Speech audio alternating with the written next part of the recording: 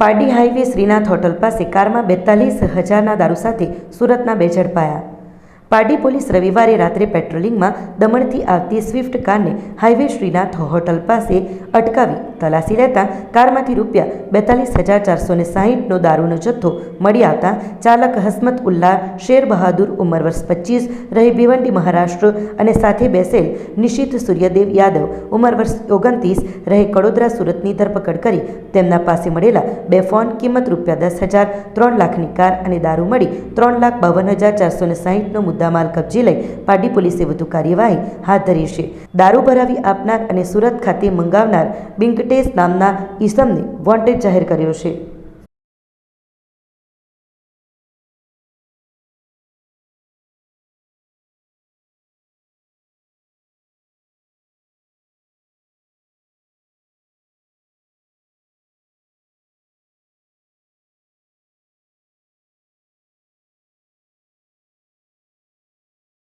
આપણી સંકલ્પ ન્યૂઝ ચેનલને સબસ્ક્રાઇબ અને લાઇક કરો, બેલ આઇકન દબાવો જેથી આવનાર ન્યૂઝ અપડેટ્સની નોટિફિકેશન આપના મોબાઈલ પર સૌથી પહેલા પહોંચે.